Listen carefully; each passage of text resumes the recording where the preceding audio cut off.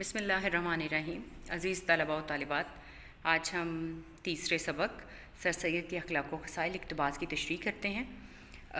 इक़्तिबास की तशरीह लिखते हुए हमने सबसे पहले जो है लिखना होता है नसर पारा। नसर पारा अगर आपके सवाल जो है वो उस पर पर्चे पे दिए हुए हैं तो वो आप लिखें या ना लिखें, आप सिर्फ उसके ऊपर उन्वान दे दें इक़्तिबास की तशरीह, और फिर आगे हवाला मतन जिसमें दो चीज़ें मुराद होती हैं। पहली, सबक का उन्वान जो आपने हू बहू वही लिखना होता है जो आपके सबक का उन्वान है, सर सैयद के अखलाक़ व ख़साइल, और मुसन्निफ़ का नाम हू बहू वही लिखना होता है।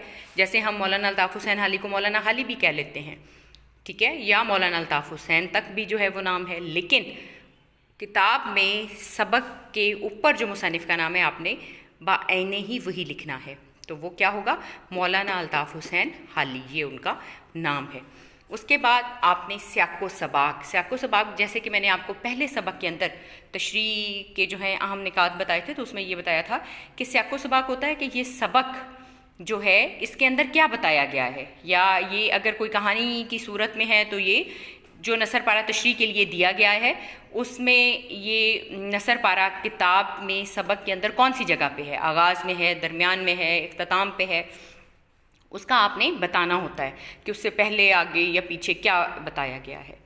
और अगर वो मज़मून की तरह से होता है तो फिर आपने उसमें सिर्फ जो है उसका निचोड़ बता देना है कि इसके अंदर सर सैयद अहमद ख़ान के अखलाक़ व ख़साइल को जो है वो बताया गया है कि वो किस किस्म के अखलाक़ के हामिल थे, मेहमान नवाज थे, मेहनती और जफाकश थे, और मुल्क व मिल्लत से जो है वो उनकी मोहब्बत जो है वो नाकाबिले बयान है।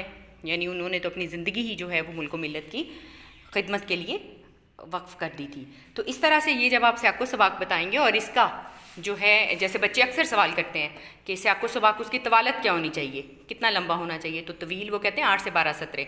कुछ बच्चे जो हैं वो छोटा छोटा लिखते हैं, वो 8 सतरें काफ़ी हैं। कुछ बड़ा बड़ा लिखते हैं, वो 12 सतरों तक जो है वो लिख सकते हैं।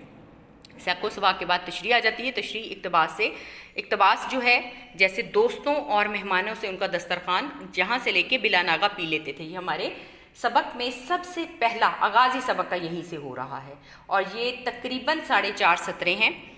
तो उसको आप 3 गुना उसकी तशरीह करेंगे। अब किताब में जो चूँकि वो कंप्यूटराइज्ड होता है लिखा हुआ, तो उसको आप देख लें कि आप एक सतर को कितनी सतरों पे लिख सकते हैं, तो उसी को आपने 3 गुना करके उसकी तशरीह देनी है।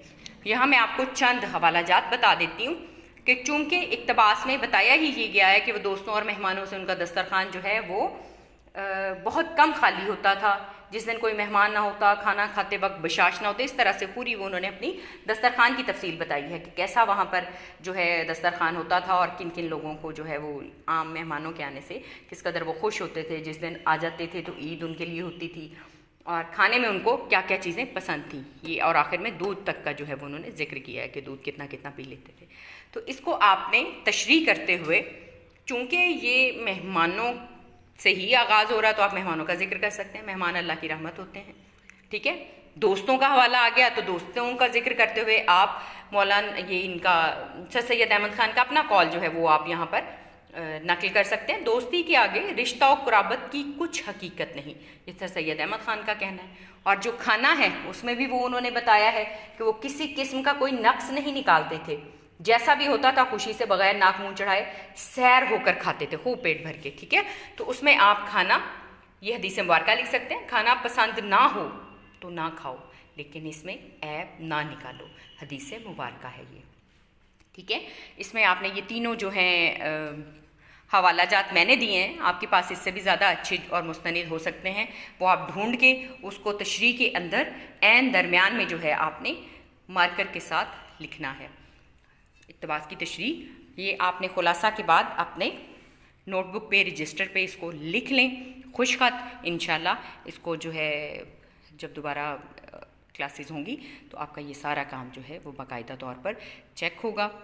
और अपना बहुत सा ख्याल रखिए। वस्सलाम।